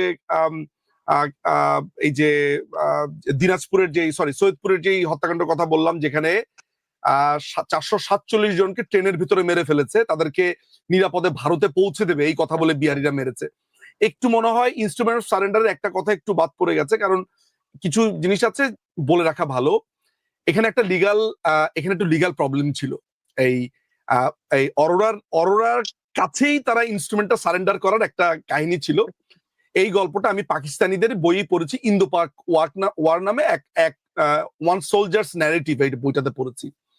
বাংলাদেশ তখনও আপনার জেনেভা কনভেনশনে সিগনেচার করে নাই। বাংলাদেশ তো নতুন রাষ্ট্র, they are not signatory to any মানবাধিকার। অর্থাৎ আমাদের কাছে সারেন্ডার করলে তো আমরা মাইরা ফেলাবো এদেরকে, কারণ আমাদের কোনো মানে প্রিজনার অফ ওয়ারকে কিন্তু মাথায় রাখবেন যে যেই মানুষ রাষ্ট্র না, স্ট্রাকচার, রাষ্ট্র না, না শান্ত ভাই, আমরা রাষ্ট্র, কিন্তু আমরা তো তখন ইউনাইটেড নেশনস এর কোনো সদস্য হই নাই, আমরা কোনো ইনস্ট্রুমেন্টে সাইন করি নাই। ফলে ওরা যদি আমাদের প্রিজনার অফ ওয়ার হয়, তাহলে তো ওদেরকে আমরা মাইরা ফেলাবো, বা ওরা ওই ভয়টা পাচ্ছিল। কিন্তু ভারত তো সিগনেটরি রাষ্ট্র, এই জন্য তারা ভারতের কাছে নিজেদেরকে নিরাপদ মনে করতেছিল। এবং মজার ব্যাপার হচ্ছে জেনারেল জ্যাকব কিন্তু নিয়াজিকে এই ভয়টা দেখাইছে যে মুক্তি বাহিনী তোমাদেরকে অলরেডি চাপা ফেলছে, তোমাদেরকে পাইলে ছিঁড়ে খুঁড়ে খায় ফেলাবে। ওই ভয় তো সে পরে সারেন্ডার করলো। তো এইটাও একটা রিজন, এটাও জেনে রাখা ভালো যে ওই টেবিলটাতে জেনারেল অরোরার কাছেই তারা কেন এত কমফোর্ট ফিল করতেছিল। Exactly, Bangladesh were not liable to any organ, right? হ্যাঁ। এতক্ষণ কথা শোনার পর একটা জিনিস আমার মনে হয়, আমার সাথে সবাই স্বীকার করবে, আসলে ওই 71টা তাদের কাছে একটা বড় একটা প্রশ্নবোধক চিহ্ন ছিল। ওরা কখনোই চায়নি যে আমরা একটা নিজস্ব একটা ভূমি তৈরি করি, অথবা আমাদের জাতির পিতা বঙ্গবন্ধু তার একটা যে বৃহৎ ইচ্ছা ছিল যে বাঙালিদের একটা নিজস্ব পরিচয় দেওয়া, সেটা তারা কখনো মানেননি বলেই সেই না মানাটাই আজকে যদি বলতে হয় যে তারা এই 24টাকে কি 71-এর পরিপূরক হিসেবে চিন্তা করছে কিনা, এটাও কিন্তু একটা প্রশ্ন আমাদের সবার কাছে আসছে। এটা আপনাদের কাছে, দুজনের কাছে এই প্রশ্নটা আমার। এটা শেষ হওয়ার পরে আমি আরেকটা প্রশ্ন করব, যদি আপনি একটু ছোট্ট করে আমাকে বলেন। শান্ত ভাই, কি 24-71-এর পরিপূরক কিনা? হ্যাঁ, মানে এটা ওরা করেছে শুরুতে। ওরা আবার একটা কথা বলি, আপনি দেখেন 24-এ এটা একজনের প্রশ্ন, সেজন্য আমি আবার যতটুকু দিবেন। 24-এর কিন্তু সকলকে আমি ডিসরেসপেক্ট করি না। আমি কেন করি না? আমাদের এই তরুণরা যে ওরা যে ভয়েস রেজ করতে পারে, এটা আমাদের জন্য কিন্তু ফিউচারের জন্য এটা আমাদের ওয়েলথ। হ্যাঁ, ওদেরকে আপনি ধরেন হুজুকি তো আমরা বাঙালি, ওরা যে একটা ওই বড় একটা অংশ জানতো না তারা কোটার আন্দোলনের জন্য বা কোটা আন্দোলনে নেমে দেশকে কোন দিকে নিয়ে যাচ্ছে, এটা তো বেশিরভাগ মানুষই জানতো না তখন, যারা রাজপথে আমাদের বিরুদ্ধে ছিল, আওয়ামী লীগের বিরুদ্ধে। ওরা যদি জানতো আজকের বাংলাদেশ হবে, ওরা যদি জানতো মুক্তিযুদ্ধকে নিয়ে কোয়েশ্চেন করবে, মুক্তিযুদ্ধের শহীদের সংখ্যা নিয়ে বলবে, ওরা যদি জানতো রাজাকাররা এভাবে প্রকাশ্যে দাম্ভিকতা দেখাবে, মুক্তিযোদ্ধার গলায় মালা দেবে, এইগুলি বলে কয়ে যদি নিত, তাহলে আপনার কি ধারণা আমাদের তরুণরা এই কোটা আন্দোলনে থাকতো? যৌক্তিক আন্দোলন ওদের কাছে অবশ্যই। যৌক্তিক যেটা, সেই আন্দোলনে থাকতো তারা। ওরা তো আমি বঙ্গবন্ধু এটাকে ফাঁসিবাসের ভাষা হেলদি ব্যবহার বলতে করতো পারি। ভাই। হ্যাঁ, আপনি এই যে দেখেন যে মিডিল ক্লাস একটা এডুকেটেড অংশ আমাদের বিরুদ্ধে নামলো, এই শিল্পীরা নামলো, যারা টাকা ডলার পেয়ে নামছে, কিন্তু বাকিরা তো তারা তো ভাবছে যে আমরা একটা যৌক্তিক আন্দোলন আছে তাদের কাছে, কিন্তু এই আন্দোলনের আজকের পরিণতি দেখলে কি তারা ওই দিন মাঠে থাকতো? তো 24 তো এখনই শেষ। যখন আপনি এনসিপি ঢাকা ভার্সিটির ছাত্র সংসদ নির্বাচনে তাদের ক্যান্ডিডেটের রেজাল্ট, ভোটের সংখ্যা দেখলে তো আপনি বুঝবেন যে 24 শেষ।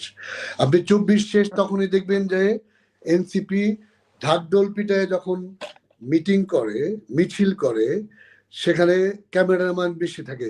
24 তো সেখানেই শেষ। 24 তো সেখানেই শেষ যখন মুক্তিযুদ্ধ নিয়ে খুব আমরা এই প্ল্যাটফর্মে তো অনেক বড় বড় কথা বলতেছি, মাঠে যেয়ে পারবো কিনা সেটা হচ্ছে বিবেচ্য বিষয়। ফুয়াদ যখন বরিশালে বাড়ি খায়, 24 ওইখানেই শেষ। 24 সেখানে শেষ যখন আসিফ নজরুলকে মালয়েশিয়ার শ্রমিকরা ধরে বসে। 24 সেখানেই শেষ রেজওয়ানাকে যখন প্রশ্ন করা হয়, আপনি তো সেন্ট মার্টিন বিক্রি করার জন্য সেন্ট মার্টিন দালান। আবার 24 শেষ, ইট ইজ ডেড। ইন্না লিল্লাহি ওয়া ইন্না ইলাইহি রাজিউন। আমি স্পিরিটটা আমার তরুণদের স্পিরিটটাকে আমি রেসপেক্ট করে বলতেছি যে আবারও আমার ওই জেনজিদেরকে আমি বলি যে জেনজিরা আমাদের পতন আন্দোলনের সবচেয়ে বড় শক্তি ছিল। আপনি দেখবেন ওরা যখন আজকের বাংলাদেশ দেখবে, আমি কালকে একটা জায়গায় বলেছি যে ওরাও তো মানুষ, আমি আমার দেশকে ভালোবাসি, ওর দেশকে ভালোবাসে না? অবশ্যই ডেফিনেটলি ভালোবাসে। ও যখন ওর দেশের এই করুণ দশা দেখবে, আমার আপনার আগে ওরাই দৌড়াবে তো ওদেরকে, এরাই তাড়াবে যে আমাদেরকে ইউজ করে আমার দেশটাকে খেয়ে দিলি, এরাই মাঠে নামবে আমাদের সাথে, এই মুক্তিযুদ্ধের পক্ষের শক্তির সাথে। আপনি দেখেন। ধন্যবাদ। আমি যেহেতু এই কথাটা একবার হয়ে গেছে, একটা লাস্ট প্রশ্ন, আমরা অলমোস্ট শেষের দিকে চলে এসেছি। আমরা সম্প্রতি একটা বড় একটা নিউজ বা সব জায়গায় আপনারা দেখতে পাচ্ছেন, এটা প্রশ্নটা একটু ডিফারেন্ট টাইপের। সেটা হচ্ছে যে ভারতের পররাষ্ট্রমন্ত্রী জয়শঙ্কর একটা মিটিং এ ছিলেন, একটা প্রেস কনফারেন্স যেটাই হোক, সেটাখানে একটা ব্যাপারে আমাদের প্রধানমন্ত্রীর বিষয়ে প্রশ্ন করা হয়েছিল, তার দেশে আসার ব্যাপারে অথবা থাকার ব্যাপারে। উনি উত্তরটা কি দিয়েছিলেন যে আমাদের প্রধানমন্ত্রী শেখ হাসিনার দেশে ফেরার সিদ্ধান্তটা সম্পূর্ণ ওনার একার বা নিজস্ব। এই ব্যাপারে ব্যারিস্টার নিঝুম মজুমদার, আপনার বক্তব্য একটু শুনতে চাচ্ছি। দেখেন, আমরা কিন্তু একটা বেসিক পয়েন্ট সবসময় মিস করি। আমরা বলি যে বন্দি বিনিময় প্রত্যাবর্তন করবে কিনা হাবিজাবি দুনিয়ার কথাবার্তা। মাননীয় প্রধানমন্ত্রী কি কোনোদিন ভারতে বন্দি ছিলেন? উনি তো বন্দি ছিলেন না। বন্দি বিনিময়ের প্রশ্নই আসছে কেন? আর ভারতের সাথে ওই ট্রিটির প্রশ্নও আসছে কেন? আমরা যদি এই বেসিক পয়েন্টটা ক্লিয়ার হই, তাহলে আমরা মূল আইনটাতেও যদি যাই, মূল আইনের 6 অনুচ্ছেদে পরিষ্কারভাবে বলা আছে যে if it is a political vendetta, যদি কোন রাষ্ট্র মনে করে যে এটা politically motivated, then they have a discretion to decide whether they will return the alleged person or not. So ওই আইনি জায়গাতে ধরেন ইটস নো, কমপ্লিটলি নো। এবং যেই ট্রাইব্যুনালের ভেতরে বলছে যে অনেক বড় একটা গুলি করার পরে নাকি আগুনে, মানে চুলের মধ্যে আগুন ধরে গেছে, তারপরে যেই ট্রাইব্যুনালের মধ্যে বলতেছে যে হুমায়ুন আহমেদের উপন্যাস নিয়ে আসছে, ফিকশন নিয়ে আসছে, সেই ট্রাইব্যুনাল নিয়ে ভারতের মতো একটা রাষ্ট্র মাথা ঘামাবে? I don't think so. আর কি ভারতের গণতন্ত্র নিয়েই আসলে সারা পৃথিবী তখন প্রশ্ন করবে, এটা বাদ। কিন্তু জয়শঙ্কর সাহেব যেটা বলেছেন সেটা আমার কাছে সিগনিফিকেন্ট, এন্ড আমার কাছে মনে হয় ইটস এ স্ট্রং মেসেজ। উনি কিন্তু ভীষণ রকমের উনার যে অ্যাটিটিউড, উনি কিন্তু বর্ন ডিপ্লোমেট মনে হয় আমার কাছে উনাকে। এবং উনার বডি ল্যাঙ্গুয়েজ কিন্তু খুব গুরুত্বপূর্ণ, খুবই খুবই গুরুত্বপূর্ণ। উনি কিন্তু একদম পরিষ্কারভাবে বলেছে যে একটি বিশেষ পরিস্থিতিতে তিনি এখানে এসেছেন, এটা তার উপরে বর্তায়, তিনি কি করবেন। অর্থাৎ তিনি তার মেহমানকে তিনি প্রোটেকশন দিচ্ছেন। মেহমান নিজে যদি মনে করেন যে তিনি সেফ আছেন তার কান্ট্রি অফ অরিজিনে, তাহলে তিনি সিদ্ধান্ত নেবেন। অর্থাৎ পুরো কিছুই নেত্রীর সিদ্ধান্ত, মাননীয় প্রধানমন্ত্রী শেখ হাসিনার সিদ্ধান্তের উপর ডিপেন্ড করছে। এটি আপনার এই 90 ইস্ট পাকিস্তানকে এই বার্তাই দেয় যে তুমি যতই লাফালাফি করো, যতই ঝাপাঝাপি করো, তুমি আসলে তোমার ওই মকসুদ মঞ্জিলে তুমি পৌঁছাতে পারবে না, তোমার যাওয়ারও সময় এসেছে। এইটাও সেই ইঙ্গিত বহন করে আর কি। আমি নিজুম ভাই, আপনি তো আচ্ছা বন্দি চুক্তি, প্রত্যাবর্তন চুক্তি এইগুলি তো বাদ দিয়ে দিলাম। এটা হবে যে আপনি যখন অনেক ডিপে যে কথাবার্তা বলা শুরু করবেন, শেখ হাসিনা বাংলাদেশের স্থানান্তর, মানে এটা তো পলায়ন, তো যারা বলে এরা পলায়ন শব্দটার অর্থ যদি বুঝতো, স্থানান্তর, একটা দেশের প্রধানমন্ত্রী কনস্টিটিউশন কিন্তু দেশের প্রধানমন্ত্রী, ওনাকে কিন্তু ভারত সরকার বাহিনী পাঠায় নিয়ে যায় নাই।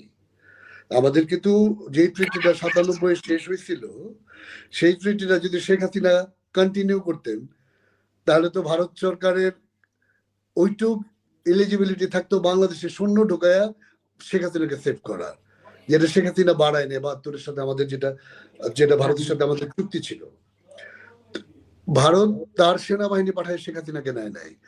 বাংলাদেশ সেনাবাহিনীর অর্গান, বাংলাদেশ সেনাবাহিনীর ইনস্ট্রুমেন্ট, বাংলাদেশ সেনাবাহিনীর পার্সোনেলরা তাকে দিয়ে এসছে। তার মানে শেখ হাসিনা হ্যাঁ, শেখ হাসিনা বাংলাদেশের প্রধানমন্ত্রী হিসেবে ভারতে গেছেন, আছেন। যতদিন বাংলাদেশ পাকি ভাবধারা থেকে মুক্ত না হবে, ততদিন বাংলাদেশের প্রধানমন্ত্রী হিসেবে তিনি থাকবেন ভারতের মাটিতে। শুধু এটা না, শুধু একটা জিনিস খেয়াল করেন, এটার ভেতরে একটা রেসপেক্ট যে শব্দটা, সেটা কিন্তু সেটা তাদেরকে জয় শঙ্কর বুঝিয়ে দিয়েছেন যে উনি একটি দেশের প্রধানমন্ত্রী, আমাদের সাথে আছেন আমাদের মেহমান হিসেবে। অতএব এটা একটা মানে একটা প্রধানমন্ত্রীকে তার সম্পূর্ণ বা উপযুক্ত সম্মান বজায় রেখেছেন। ইয়াসমিন আপা, ভারত হচ্ছে লার্জেস্ট ডেমোক্রেটিক কান্ট্রি। আপনি তো ভারত তার সোসিও ইকোনমিক কন্ডিশনে যেই জায়গায় থাক, গণতন্ত্র চর্চা কিন্তু ভারত এখন আমেরিকার চেয়ে উৎকর্ষ। আপনি ভারত গণতান্ত্রিক দেশে জানেন একটা দেশের প্রাইম মিনিস্টারকে কি মর্যাদা দিতে হবে? শেখ হাসিনা তো স্টিল বাংলাদেশের প্রধানমন্ত্রী। অবশ্যই অবশ্যই। এবং একটা কথা এখানে বলে রাখা ভালো, এটাও একটু যোগ করা প্রয়োজন, যে ভারতকে আমরা যে যখন বারবার গণতান্ত্রিক রাষ্ট্র বলছি, এই গণতান্ত্রিক রাষ্ট্রের ইনস্ট্রুমেন্ট গুলাও একটু আমাদের আলোচনা করা প্রয়োজন। মাননীয় প্রধানমন্ত্রী এখানে থাকবেন কি থাকবেন না সেসব প্রশ্নের আগে তাদের কিন্তু একটা ইন্টারনাল মিটিং হয়েছে। যত জনপ্রতিনিধি আছে তাদের জনপ্রতিনিধির হেডরা কিন্তু একত্রিত এক কম্বাইন্ড সিদ্ধান্ত নিয়েছে তিনি সেখানে থাকবেন। তার মানে এটা ভারতীয় পাবলিকেরও ইচ্ছা। মানে শান্ত ভাই কি, শান্ত ভাই হচ্ছে পুরো তার ময়মনসিংহ সদরের প্রতিনিধি, তিনি যে সিদ্ধান্ত নেবেন ধরে নিতে হবে সেটা তার নির্বাচনী অঞ্চলের মানুষের সিদ্ধান্ত, তাই তো? তিনি পার্লামেন্টে গিয়ে আইন বানান, কথা বলেন। একইভাবে ভারতীয় জনগণের যে জনপ্রতিনিধিরা আছে সেটি দুই পার্টিরই, যেখানে তাদের নানান ব্যাপারে রেশারেশি, এভরিথিং, কংগ্রেস বলেন, বিজেপি বলেন, বিভিন্ন রাজনীতি তো আছে। প্রত্যেকটা পার্টি একটা কনসেনসাসে এসেছে যে মাননীয় প্রধানমন্ত্রী সেখানে থাকবেন। তাইলে ওই জনগণকেও তো আপনি অপমান করতে পারেন না ভারতের, কারণ ভারতের জনগণের ইচ্ছার প্রতিফলন হয়েছে সেখানে, তাই না? সো আমরা যখন গণতান্ত্রিক রাষ্ট্র বলছি তখন আমরা এই জিনিসটাও এখানে অ্যাড করতে পারি। যেখানে আমি শুরুতে বলেছি যে বন্দি প্রত্যাবর্তন করবে মানে কি, মাননীয় প্রধানমন্ত্রী কি বন্দি নাকি? সেখানে বাংলাদেশের সশস্ত্র বাহিনী দে ফেল টু প্রোটেক্ট হার। তারা যেহেতু ফেল করেছে তাই তারা একটা জায়গা থেকে আরেকটা জায়গাতে উনাকে স্থানান্তর করেছে। না তিনি পালিয়ে গেছেন, না তিনি কাউকে অন্ধকারে তিনি চলে গেছেন, না তিনি কাউকে বলে গেছেন। তিনি সবার সামনে দিয়ে বাংলাদেশ সেনাবাহিনীর সশস্ত্র লোকজন সাথে নিয়ে তিনি একটা হেলিকপ্টারে করে তাকে নিরাপদ স্থানে রেখে আসা হয়েছে। এবং মাননীয় প্রধানমন্ত্রী তো বলেছেন যে তিনি তার নিরাপত্তা এবং একটি নির্বাচিত অবস্থার মধ্যে দিয়ে তিনি দেশে ফিরতে চান। অনেকেই দেখবেন বলছে যে সাহস থাকলে দেশে আয়। আমি যখন এগুলো শুনি তখন আমার কাছে মনে হয় যে মুক্তিযুদ্ধ চলছে, তখন ওই যে রাজাকার আলবদররা আর তাজউদ্দিন আহমদ তারপর নজরুল ইসলামকে বলছে সাহস থাকলে দেশে এসে কথা বল। ব্যাপারটা আমার কাছে কমপ্লিটলি ওরকম মনে হয় আর কি।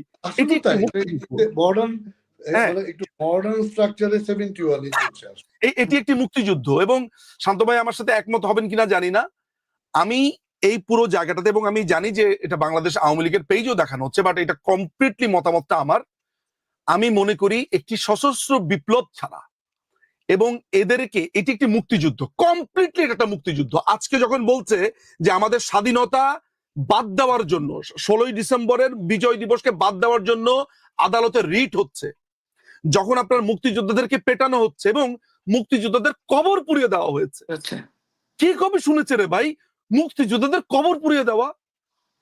এইটা যদি মুক্তিযুদ্ধ না হয় তাহলে মুক্তিযুদ্ধ কি? আমার মনে হয় একটু আমাকে ফার্দার কোশ্চেন করতে হবে।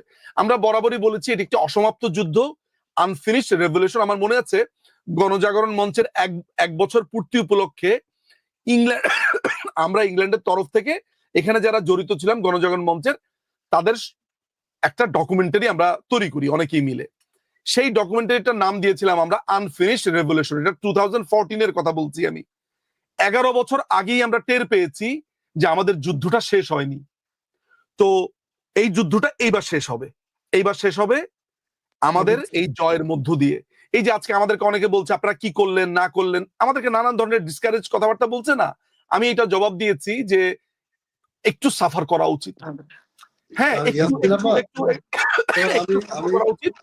আমি কি বলে নিজুম ভাইয়ের এই কথাটা আমি একমত। আপনি আমার মাহাত্ম্যটা তখনই বুঝবেন যখন আমি আপনার চোখের আড়ালে থাকবো। আপনি এই যে নিজুম ভাই যে কথাটা বলার চেষ্টা করলেন আমি থামাই দিলাম, এই কথাটা আমি বলবো দেখে নিজুম ভাইয়ের মুখ থেকে থামাই দিলাম। বললো না যে সশস্ত্র যুদ্ধ করে শেষ করতে হবে। আপনি তো এরপরের বাংলাদেশে ওরা আর আমরা একসাথে থাকতে পারবো না। একটা পক্ষকে নির্মূল হইতে হবে। নির্মূল মানে সেটা নেগোসিয়েশন করে হবে না, কিন্তু আপনি কোন রকমের টার্মস কন্ডিশন দিয়ে হবে না, সেটা একটা যুদ্ধের মাধ্যমে নির্মূল করতে হবে। এবং এই বাংলাদেশে আমি বিশ্বাস করি, আমি যেহেতু একজন বিলিভার, যে বাংলাদেশ পাকিস্তানের কাছ থেকে বঞ্চিত হয়ে স্বাধীনতা অর্জন করেছে রক্ত দিয়ে, সেই বাংলাদেশ সেই মুক্তিযোদ্ধাদের পক্ষে থাকবে না এবং জয়টা মুক্তিযোদ্ধার হবে না, এটা আমি বিশ্বাস করি না। জামাত শিবির এবং তাদের ভাবদর্শ যারা আজকে মুক্তিযোদ্ধা বঙ্গবন্ধু সবাইকে অবমাননা করলেন, এদের বাংলাদেশের চিহ্ন থাকবে না, বা চিহ্ন থাকবে আল্লাহ। আসলে আমাদের এই কথাগুলো, মুক্তিযুদ্ধের ইতিহাস এত বড় যে আমাদের এই অল্প সময় হয় না। তবুও আপনাদের দুজনকে অসংখ্য ধন্যবাদ। আমি একটা বিষয় সময় নিতে পারি আপনাকে? আমার মনে হয় যেহেতু প্রোগ্রামটা, সেটা আপনি আমাকে শুরুতে একটা প্রশ্ন করেছিলেন, আমি মনে হয় 1 মিনিট সময় নিব। সেটা হচ্ছে যে গত প্রায় অনেকদিন ধরে বা দীর্ঘদিন ধরেই একটা প্রসঙ্গ বারবার বলা হচ্ছে। সেটা হয়েছে যে বাংলাদেশের সংবিধানের যে 4টি মূলনীতি রয়েছে এগুলো ভারতের চাপিয়ে দেওয়া, এবং এগুলা কোনোদিনই বাংলাদেশের আপনার স্বাধীনতার ঘোষণাপত্রে লেখা ছিল না। এটা খুবই কন্ট্রাডিক্টরি। একদিকে স্বাধীনতার ঘোষণাপত্র জ্যাকব লিখে দিয়েছে বলছে, আবার অন্যদিকে স্বাধীনতার ঘোষণাপত্র যখন তাদের কনভিনিয়েন্ট অনুযায়ী হয় তখন বলছে স্বাধীনতার ঘোষণাপত্র তো এটা ছিল না, সংবিধানে ওইটা কেন?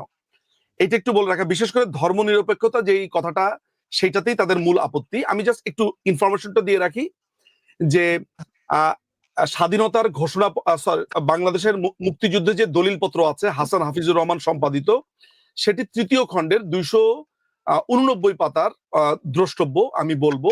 সেখানে মুক্তিযুদ্ধের সময় মুজিবনগর সরকার থেকে যেসব চিঠিপত্র সেগুলো হতো, 7ই ডিসেম্বর আমাদের যে ভারপ্রাপ্ত রাষ্ট্রপতি উপরাষ্ট্রপতি সৈয়দ নজরুল ইসলাম তিনি পরিষ্কারভাবে তিনি বলেছেন যে বাংলাদেশ স্বাধীন হলে এটাই বাংলাদেশের মূলনীতি হচ্ছে গণতন্ত্র, সমাজতন্ত্র, ধর্মনিরপেক্ষতা এবং বাঙালি জাতীয়তা, পরিষ্কার করে সেখানে লেখা আছে। এবং অনেকে বলছে যে বঙ্গবন্ধুকে অনেকবার বঙ্গবন্ধু বলা হলেও জাতির পিতা কখনো বলা হয়নি। তো যারা এই কথাটা বলে তাদের জন্য আরেকটু সমবেদনা রইল। ওই ডকুমেন্টসই অর্থাৎ 7ই ডিসেম্বরেই বঙ্গবন্ধুকে জাতির পিতা বলে অভিহিত করা হয়েছে, এবং তার আগের যেসব চিঠিপত্র লেখা হয়েছে তাজউদ্দিন আহমদ এবং সৈয়দ নজরুল ইসলামের যে ফরমাল চিঠিপত্র, সেখানে বঙ্গবন্ধুকে জাতির পিতা বলে অবহিত করা হয়েছে। এই তথ্যটা জেনে রাখা ভালো।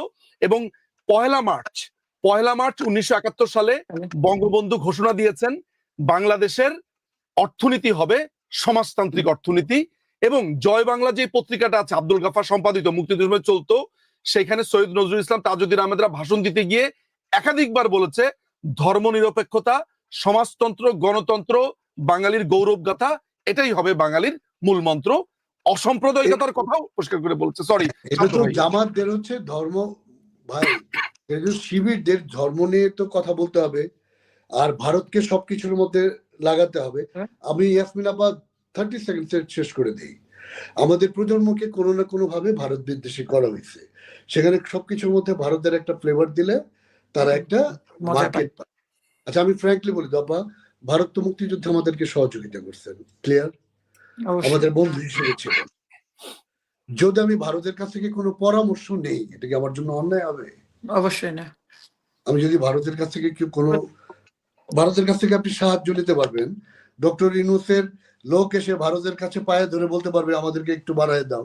জামাত শিবিরের 19 জন করে প্রতিনিধি 3 মাস পরে পরে আসতে পারবেন, আর আমরা ভারতের কাছে কথা বললে আমাদের দোষ। আপনি জামাত শিবিরকে জিজ্ঞেস করেন তো, জামাত শিবিরের কত মাসে কয়জন প্রতিনিধি ভারতের হোম মিনিস্টারের সাথে দেখা করেছেন? এটা হচ্ছে কিচ্ছু না, আওয়ামী লীগকে ভারতের সাথে লাগাবে, ভারতের সাথে আওয়ামী লীগের একটা সংযুক্তি করাবে। আমি আবার দ্ব্যর্থহীন কণ্ঠে বলি, আমি একজন মুক্তিযোদ্ধার সন্তান। আপনি বাংলাদেশকে মুক্তিযুদ্ধকে অন করতে হলে আপনাকে ভারতকে অস্বীকার করার, অবজ্ঞা করার কোনো সুযোগ নেই। আর আমি ছোট্ট একটা কথা, আপনার যে কথাটা বলার চেষ্টা করে সুযোগ পাইনি, আমি সরি। এই যে প্রজন্মকে যে আজকে ভারত বিদ্বেষী বলা হয়েছে, যে কথাগুলি, আওয়ামী লীগ গোলামের চুক্তি করেছে, 16 বছর করেছে, বঙ্গবন্ধুর সময় করেছে, মাঝখানে করেছে। আজকে যারা আসছে তারা তো আওয়ামী লীগ বিরোধী শুধু না, তারা পাকিস্তানি ভাবধারার মানুষগুলি বসছে। তারা ভারতের সাথে একটা চুক্তি দেখাক যেটা আমাদের না, আমরা 50-50 ইকুয়ালিটির মধ্যে নাই, বরং দুই একটা জায়গায় আমরা উইনার, সেজন্য জায়গায় আমরা উইনার। সেজন্য আজকে আপনাদের